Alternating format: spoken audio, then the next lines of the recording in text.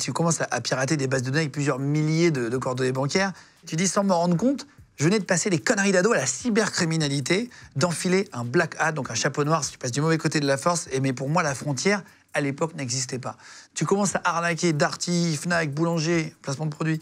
Rapidement, tu fais ton premier business, tu vas escroquer donc, ces trois-là. En fait, tu récupères les cartes de fidélité que tu transformes en carte bancaire avec la bande magnétique. Alors, il y a eu plusieurs étapes. Il y a eu l'étape où j'ai donc fait une sorte de corruption au niveau des vendeurs, parce que tu sais que les vendeurs de Darty, Fnac, Boulanger et consorts, hein, on les nommera tous, ont leur salaire indexé sur la commission. Ah, je sais pas. Ok. Ouais, ils ont une commission. Bon. Okay. Donc, si tu leur dis, voilà, tu n'es pas regardant sur le nom de la carte, etc., ils sont plutôt OK. Donc, globalement, j'ai acheté tout et n'importe quoi. J'avais des appareils, vous êtes très bien équipés. Mais tu chez tes parents à l'époque, t'as 15 ans. Oui, le garage était rempli. C'est vrai que le garage était rempli. Tes parents, ils te disent pas comment, mon petit chéri, tu te fais livrer une machine à laver, on n'a même pas les moyens de se la payer. Enfin, si tu disais que tu avais un peu d'argent et tout, mais. Parce que ça, c'était une commande d'un pote qui avait besoin pour son père d'une machine à laver. Je me suis pas fait livrer une machine à laver parce que j'avais besoin d'une machine à laver. On est bien d'accord. Ouais, c'est une commande. Monsieur. Ah ouais, voilà. Tu revends, tu recèles. Ouais, je fais du recel. Ouais. Enfin, je faisais du recel. Ouais. À grande échelle. Ouais. Quand t'as le garage qui est rempli, ça commence à être une bonne échelle. Et tes parents te disent pas, mon chéri, il faut qu'on discute, on s'assoit. Bien sûr que si. Mes parents, les chiens ne font pas les chats. Mes parents savaient très bien, mais j'ai toujours réussi et en tout cas tenté de déjouer leur surveillance.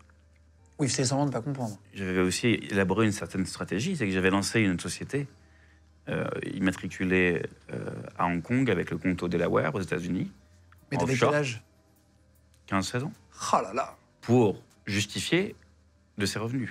Mais comment t'as fait pour monter une boîte au Delaware, avec un compte au Delaware et à Hong Kong? C'est pas facile à 15 ans. J'ai rencontré des avocats d'affaires qui...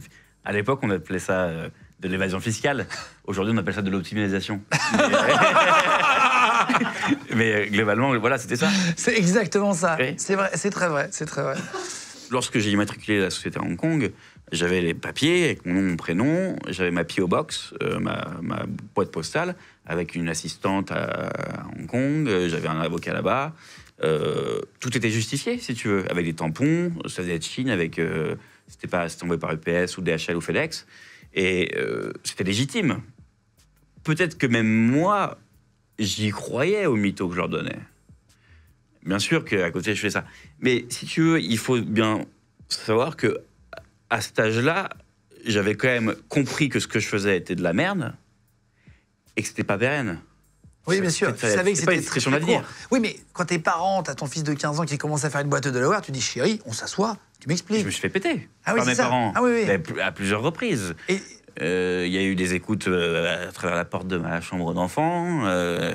Et il y a eu des grosses disputes. Après, il y a eu ma très chère mère qui a ouvert ce classeur de photos familiales.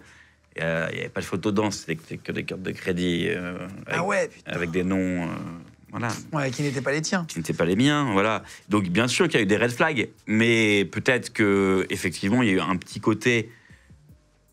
On va voir ce qu'il en est, on veut peut-être pas trop savoir. Puis il y a eu aussi des fois où ma mère m'a dit, écoute, est-ce qu'il faut pas qu'on appelle la police pour dénoncer? Ah oui. Bah oui.